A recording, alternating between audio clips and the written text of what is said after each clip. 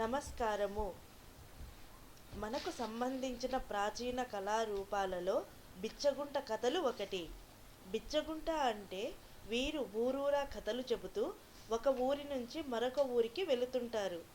వీరు ప్రతి 3 సంవత్సరములకు ఒకసారి గ్రామమునకు వచ్చి అక్కడ కథలను చెబుతుంటారు. వీరి గుంపులో ఒకరు కథకుడు, 2 వంతలు పాడేవారు ఉంటారు. కథ మధ్యలో వచ్చే పిట్టకథలు కడుపుబ్బా నవ్విస్తాయి. వీరు చెప్పే కథలు బాగా ప్రాచుర్యం పొందాయి. వీరు చెప్పిన కథలలో మనం ఈరోజు బాలచంద్రుని కథ గురించి తెలుసుకుందాము.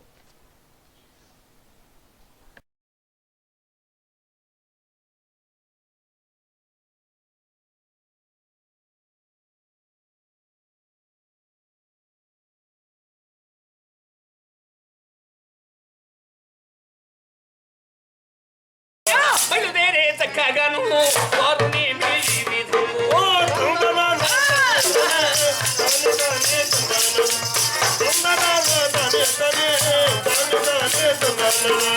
చెత్తగంగా చెత్తనేది 5 మంది వారుని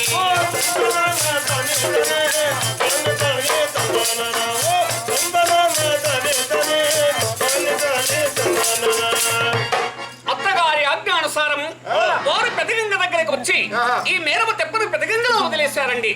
వదిలినంతని పెదగంగలో నీళ్లు చినగంగకు పారినవి, చినగంగలో నీళ్లు ఎత్తిపోతలకు పారినవి, ఎత్తిపోతలలో నీళ్లు చెన్నకేశవ స్వామి గుడికి ప్రక్కన ఉండిన కిన్నర్ల బావి కూడా నిండిపోయింది. తర్వాత 5 మంది వచ్చేసి అక్కడ 7 ఏళ్ల నాడు ఎండిపోయినటువంటి ఆ గజనిమ్మ వృక్షమునకు పాది చేశారు. పాది చేసి 5 బిందెల నీళ్లు తీసుకుని వచ్చి ఆ వృక్షము మొదలు పోశారు. పోసినంతని చెన్నకేశవ స్వామి వారి భక్తికి సంతోషించి వెంటనే ఆ 7 ఏళ్ల నాడు నిండిపోయినటువంటి ఆ గజనిమ్మ వృక్షము చక్కగా లేచి నిలబడి పచ్చగా మారి ఆకులు వేసి పూతలు పుట్టి మరి బ్రహ్మాండముగా వృక్షము ఫలించింది. ఎప్పుడైతే వృక్షము ఫలించిందో మాచలచిన మహిమ చూశారండి. ఈ శ్రీలమ్మ కోడలు 5 మంది వీరాల గౌరు సురాల గౌరు అందరూ అక్కడ తోడుకోవడం చూశారటి. అమ్మా చూడవి ఈ వృక్షము ఎలా ఫలించినదో. భగవంతుని అమ్మా మనకి ఎంతమంది సంతానం కలుగుతారు? కాయలు గుత్తులు గుత్తులు గుత్తులు గుత్తులు ఏలాడతాను కాయలు. అత్తగారు ఏం చెప్పారు? ఆ వృక్షము ఫలించినట్లయినా మీ గర్భములు ఫలిస్తాయి కోడలు అని చెప్పారు కదా.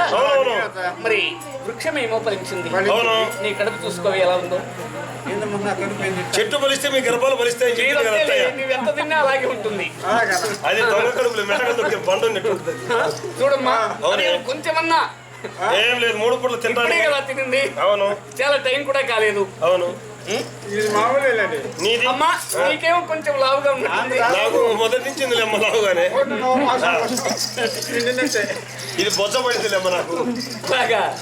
అయితే మరి నీ కడిపోయిందే, నీది కూడా సుమారు ఉంది. ఏదో కొద్ది నెలలు కదలేమ్మా, ఇది గర్భం, ఇది బొజ్జ పడింది.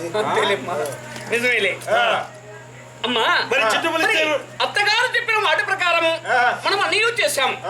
కానీ మన గర్భంలో ఫలించినటువంటి కారణం ఏంటో వెళ్ళి అడిగి తెలుసుకుని రావాలి అని ఆ 5 మంది కోడళ్ళు